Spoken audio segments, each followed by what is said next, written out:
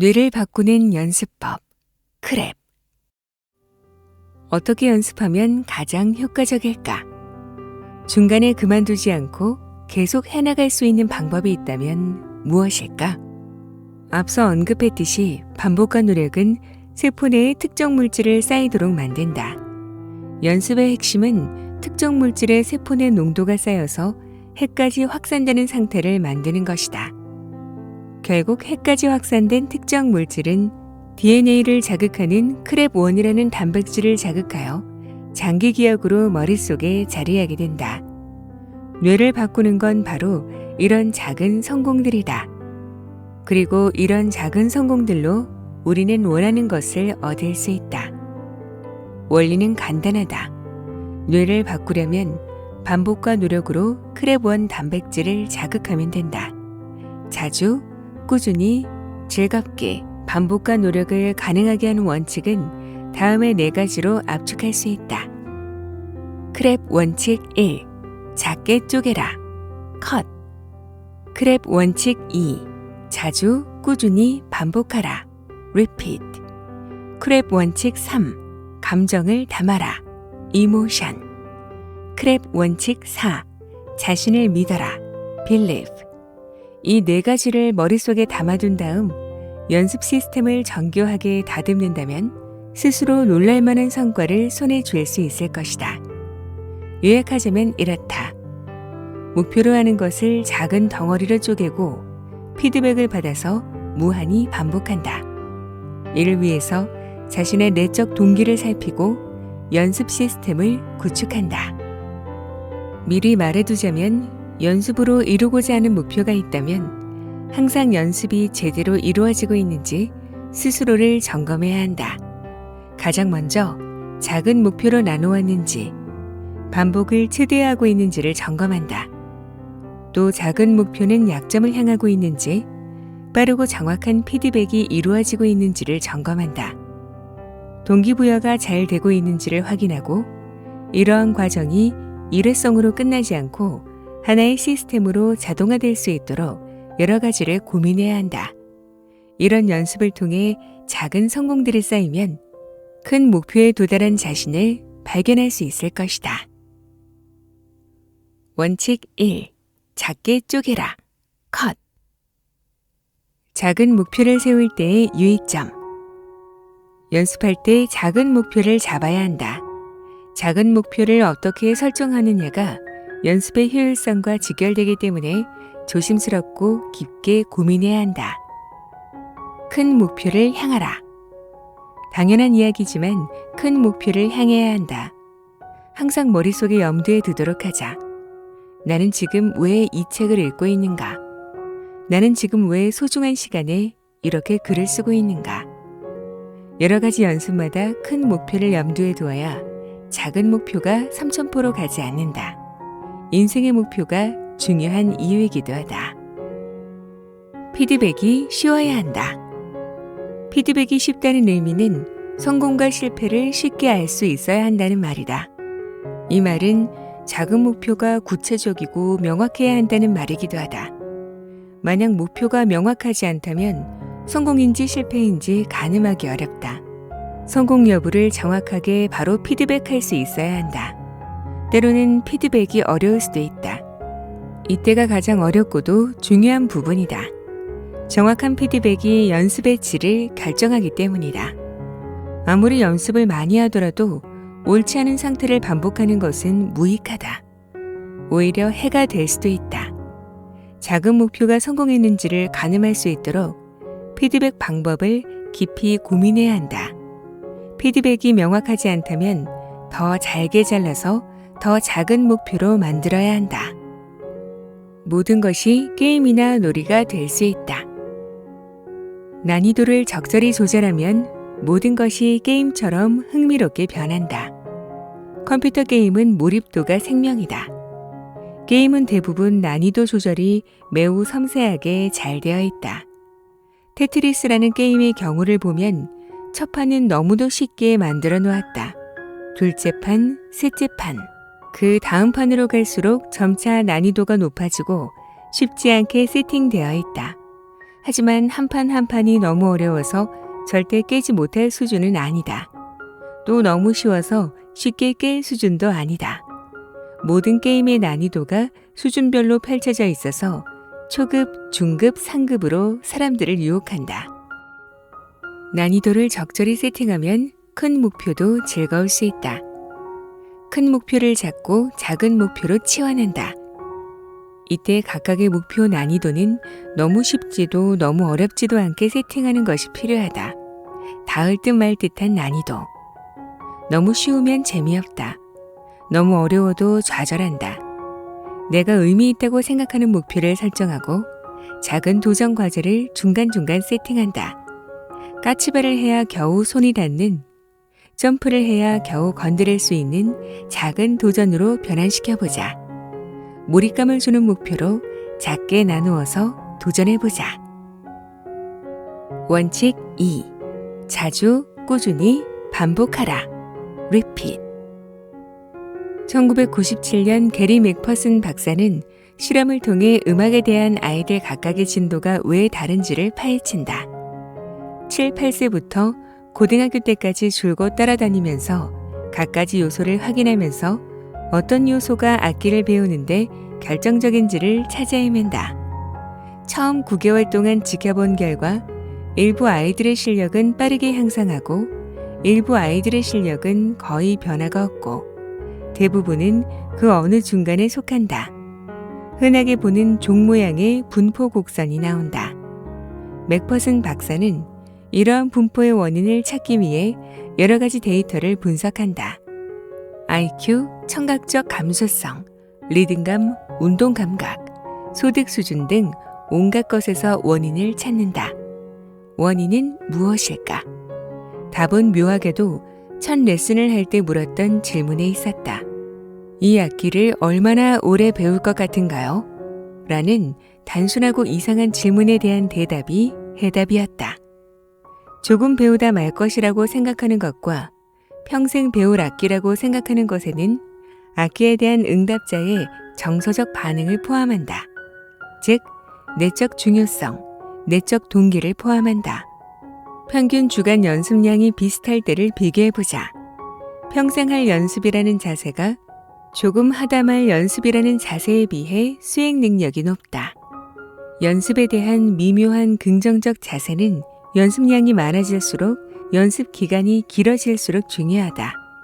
가파르게 수행 능력을 올려주기 때문이다. 연습에 온 마음을 다하기에 연습의 효과가 점점 더 확실해진다. 적성이나 유전이 아니라 레슨을 하기 전에 품었던 악기에 대한 마음이 실력 향상에 결정적이었다. 연습에 대한 강한 내적 동기가 우리를 쏘아올린다. 연습하고 싶은 강렬한 마음가짐과 태도가 어쩌면 가장 중요하다. 내적 동기는 연습 시간 동안 집중력을 높인다.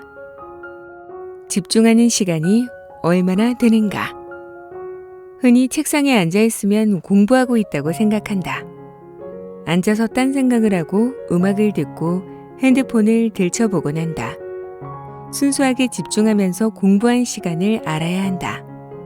그리고 무심히 앉아 있었던 시간이 아닌 순수하게 집중한 시간이 얼마나 되는지를 피드백할 수 있는 시스템을 만들어야 한다. 집중해야 머릿속에 흔적이 남는다. 공부뿐만이 아니다. 운동도 연습 시간에 얼마나 집중했었는지, 얼마나 연습이 밀도 있었는지를 고민해보자. 머릿속 시냅스를 자극한 시간을 면밀히 분석해 봐야 한다.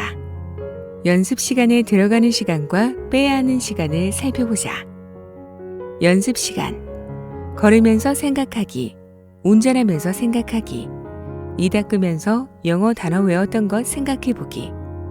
만약 프로게이머라면 게임하고 나서 복기해보기, 머릿속 시뮬레이션 돌리기, 피드백 시스템 고민해보기, 고수들의 몸동작 면밀히 관찰하기, 밥 먹으면서 목표 이루기에 대한 대화 나누기, 그 밖에 목표를 향해 생각했던 모든 시간들.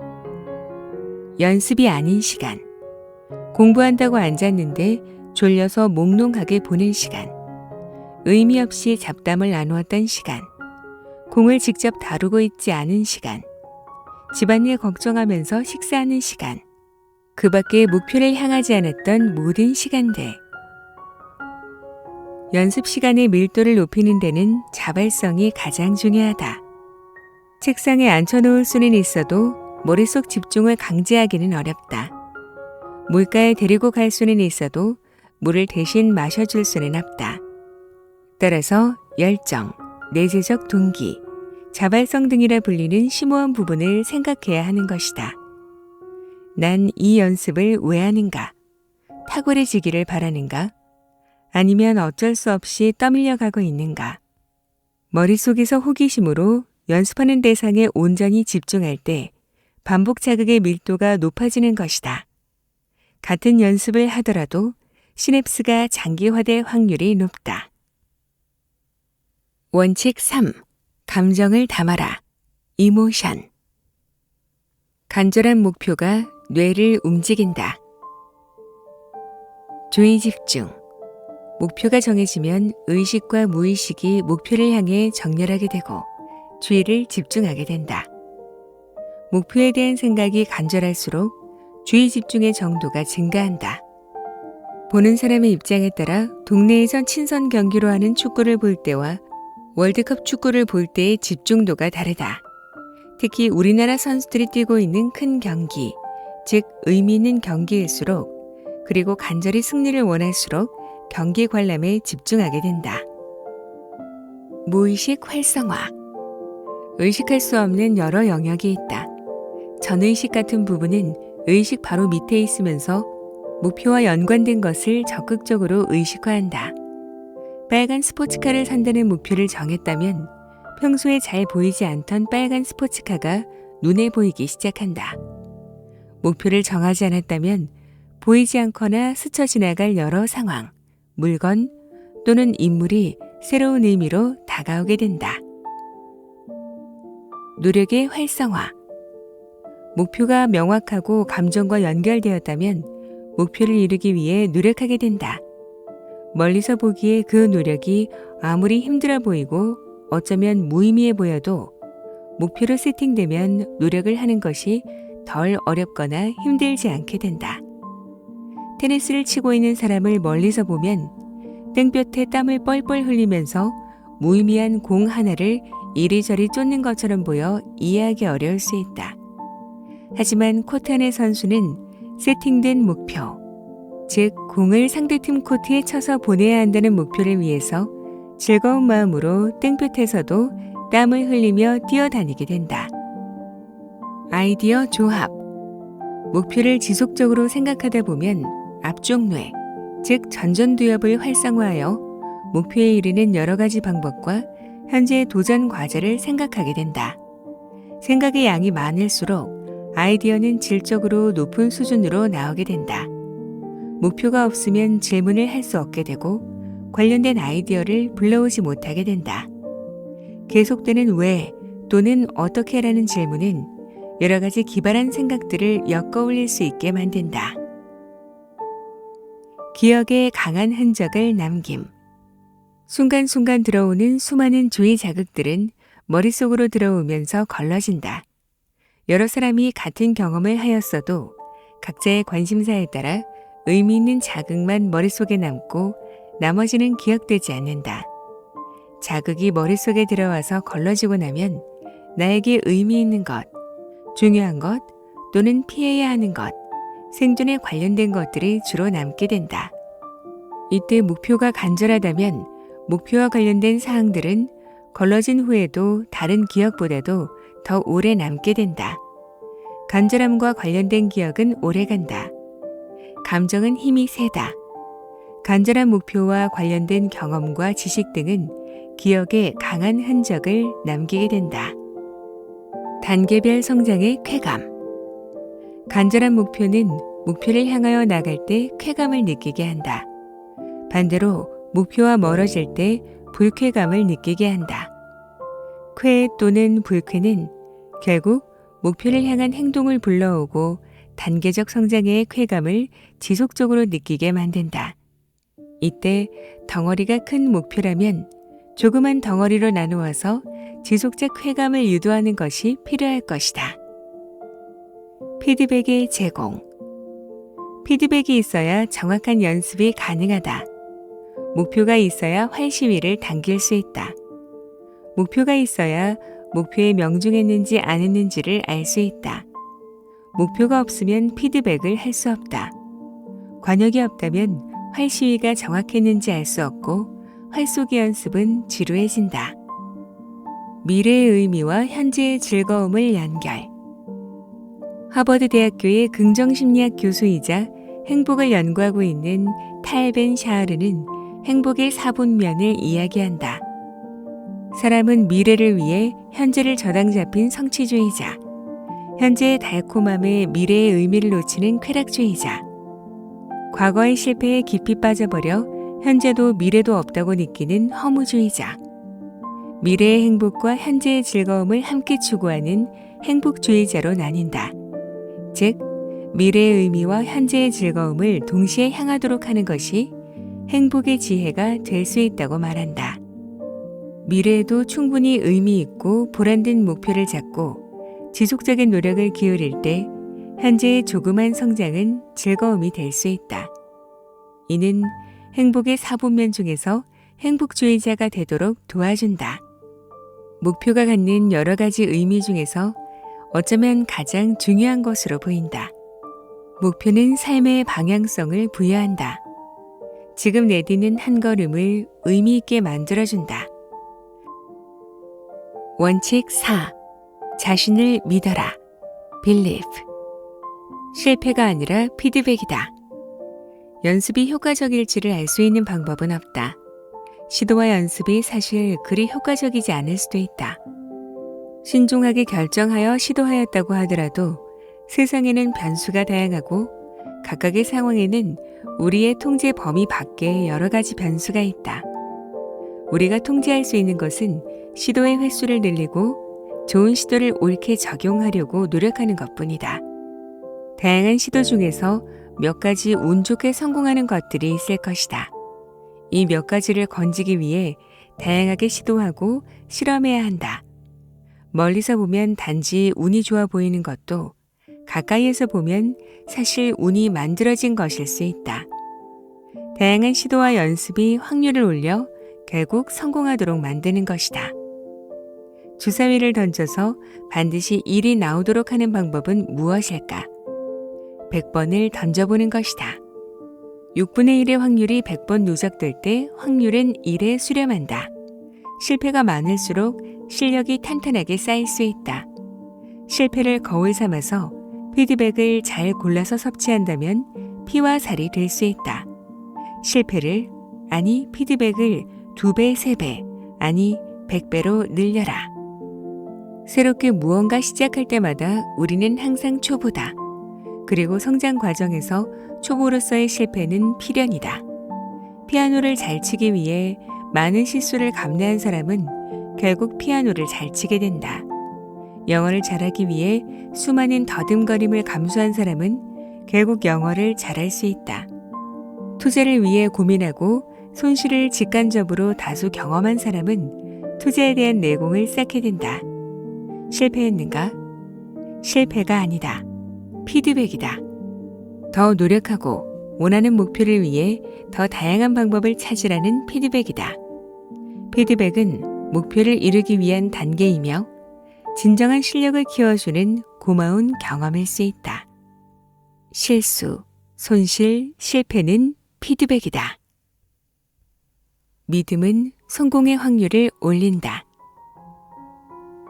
믿음은 과정에 몰입할 수 있도록 한다. 스포츠에서는 자신을 믿어라 라는 말을 많이 한다. 스스로를 믿을 때 결과가 좋게 나오는 경우가 많기 때문이다. 믿는다고 무조건 결과가 좋게 나올 수는 없다. 하지만 자신을 믿으면 미세하게 승리할 확률이 올라간다. 결과에 연연하지 않아서 머릿속의 교감신경이 덜 흥분할 수 있다. 또는 생각이 분산되지 않아서 중요한 순간에 집중할 수 있다. 할 수 있을까라는 의심은 생각을 분산시킨다. 하지만 어떻게 할 수 있을까? 라는 고민은 생각을 집중시킨다. 안 되는 이유를 찾는 생각의 에너지를 어떻게 하면 되게 할 수 있을까를 고민하는 데 쓰자. 믿음은 긍정적인 마음과 일맥상통한다. 긍정적인 마음은 그 자체로 좋은 결과를 낼 수 있는 확률을 올린다. 머릿속에 긍정적인 생각을 할 때 도파민이 분비되고 다양한 가능성을 더 많이 찾을 수 있다고 한다. 우울감에 휩싸여 있을 때보다 조금은 더 빠르고 조금은 더 확장된 사고를 할 수 있는 것이다. 우리는 늘 의욕만 앞서서 무리하게 목표를 이루려다가 실패하는 경우가 많은데요. 이 책에 나와 있는 크랩 연습법으로 목표를 세분화해서 작게 나누고 손을 뻗으면 닿을 듯 말 듯한 정도의 난이도로 작은 도전 과제부터 시작해 본다면 포기하지 않고 결국엔 목표를 이룰 수 있지 않을까 하는 생각이 들었습니다. 누구나 반복 연습을 통해서 뇌세포 연결을 확장하고 재능을 키울 수 있다고 하니까요. 스몰 윈을 통해서 성공 경험을 축적해 보시길 바랍니다. 오늘도 끝까지 함께 해주셔서 감사합니다. 그럼 저는 또 좋은 책으로 찾아뵐게요.